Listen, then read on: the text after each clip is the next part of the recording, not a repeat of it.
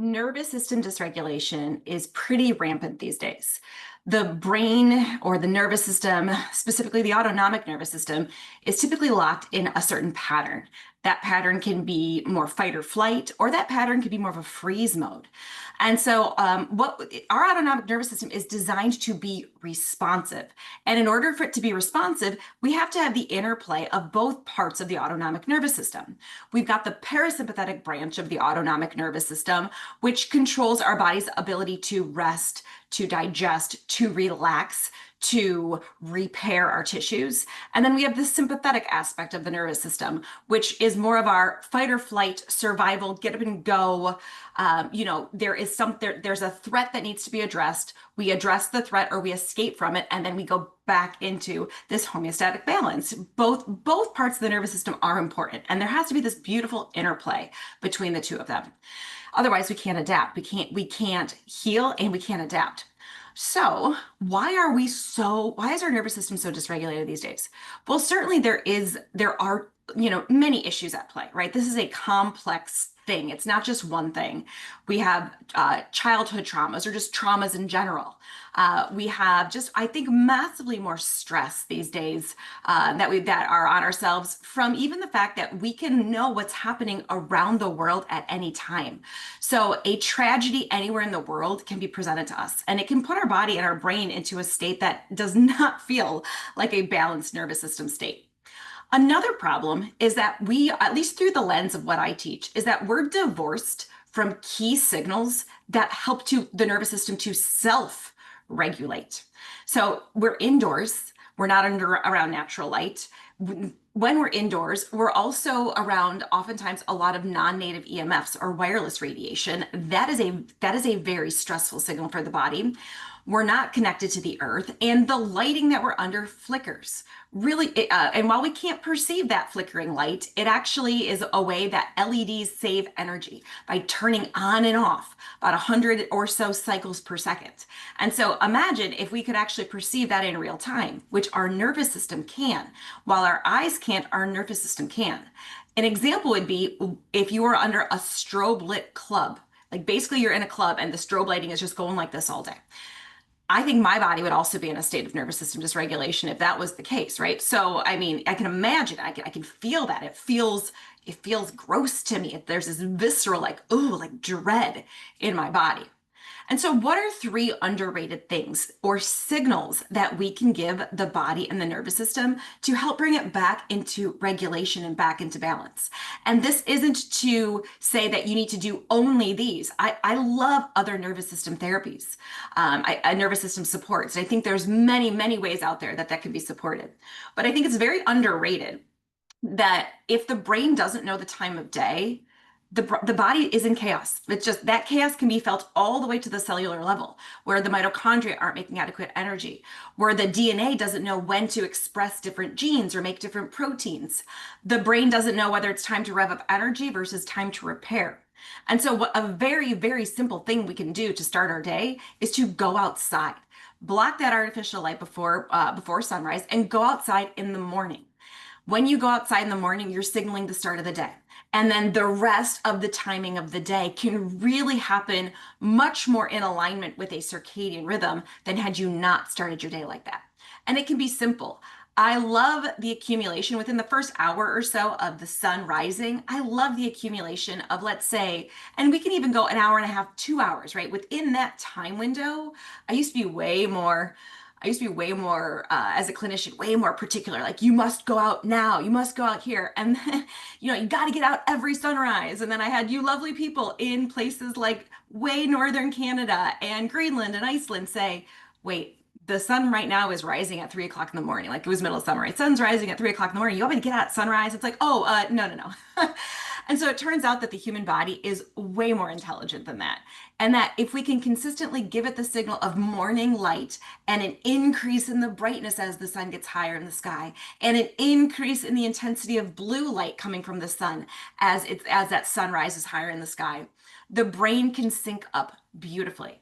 So if you can accumulate 20 minutes in the morning, most mornings, And the way that I personally do this is a combination of sunroof open when I'm driving the kids to school, windows cracked down, or, it might sound stupid, but there's this little park and ride off the highway. So after I drop my kids off at school, sometimes and before I actually get back home to start my day, I pull into the park and ride.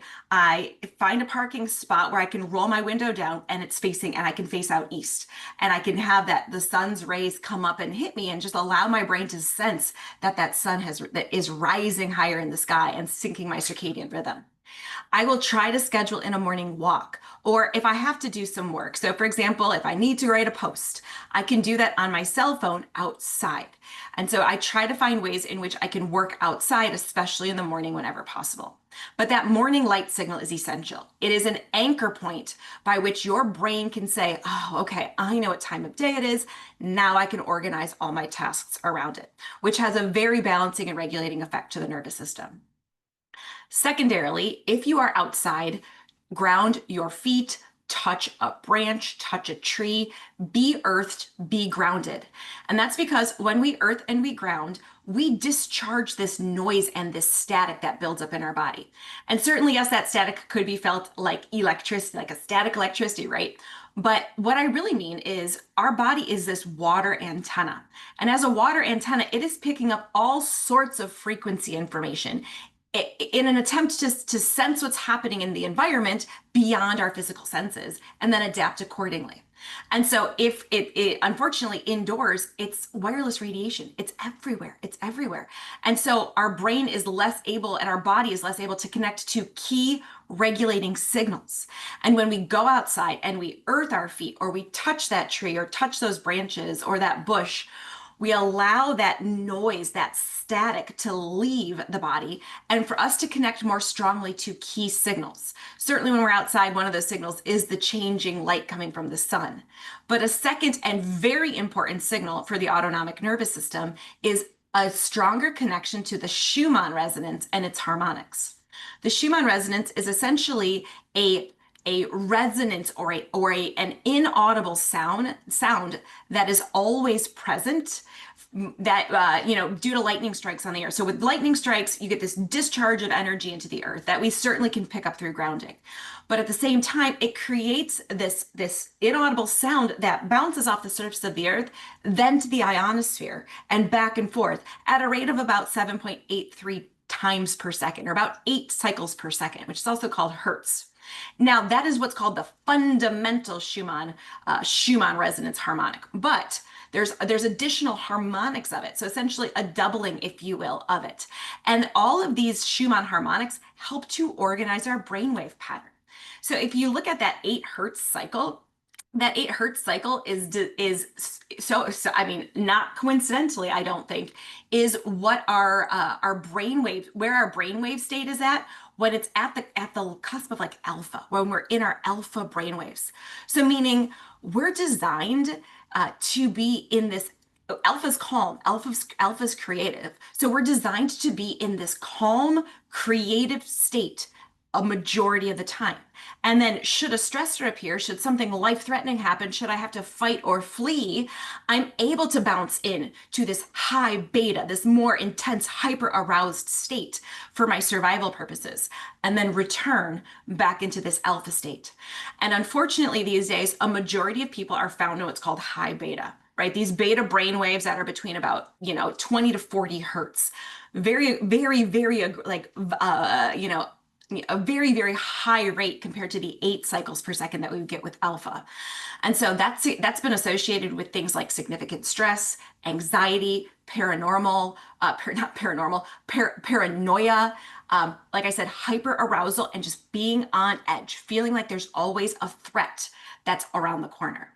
And so when we are able to earth and ground, discharge the noise, this high vibrational, really, really foggy static from things like non-native EMFs, we can organize our brain waves back into that alpha state. And with that alpha rhythm, we also get the second harmonic, which puts us into a low beta. We need that beta. That beta is awareness, it's logic, we're alert, but we don't need to be hyper aroused when we get to that high state. And so when we organize our brain waves around the Schumann harmonics, We then organize our breath rate.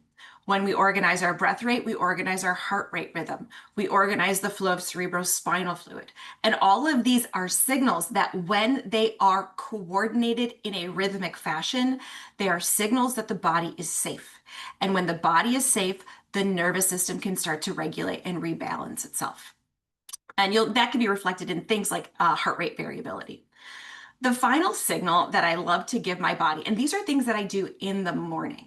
The final signal that I love to give my body in the morning is a nourishing breakfast. I want to essentially front load safety signals for the day. Because at the same time, I go outside in the morning and I'm trying to support my nervous system through telling it the time of day, my body is naturally designed to surge my sex hormones as well. One of those sex hormones, and yes, this is a sex hormone or a steroid hormone, is cortisol. But cortisol is not the start of the steroid hormone cascade. The very start is a hormone called pregnenolone. So essentially, when I tell my brain it's morning, I surge cortisol so that I can have energy to start my day. And then the rest of the steroid hormones can get divvied up. So that pregnenolone, that main steroid hormone that gets made with morning light exposure, I tell my brain the day I started, pregnenolone levels increase. And they increase, and then the brain says, okay, we're going to take some of that pregnenolone, or the body says, we'll take some of that pregnenolone and we'll make this beautiful cortisol surge that will naturally drop off towards the afternoon. And then with the rest of that pregnenolone, we'll divvy up those into things like estrogen and progesterone and DHEA, testosterone, based on my body's perceived fertility capabilities, which is oftentimes dependent on does my body feel safe? Am I in a safe space in order to be able to conceive, nourish a baby? And that requires, I think, yes, circadian regulation, yes, connecting to those Schumann harmonics so that my brainwave pattern is not in this hyper alert, hyper aroused state. But I also give my body a nourishment signal every morning. I give myself a nourishing breakfast. There's a wide variety. I literally work with people who are keto or carnivore or just more of a nutrient dense paleo or Weston A. Price style. I work with clients who are raw vegan. And so you find what is nourishing for you and you make sure you give your body that signal in the morning. And that nourishment signal says, oh, the day I started, we know the time of day. We know that we're in a calm state because all the brainwave and heart rate and breathing rhythms are organized. We're in this calm state and we're nourished. And therefore, we can optimize hormones, which further reinforces this sense of safety in the body. Optimize those hormones for fertility. And so as you stack these things just day in and day out as a regular practice, the body and the rhythms start to come back into alignment.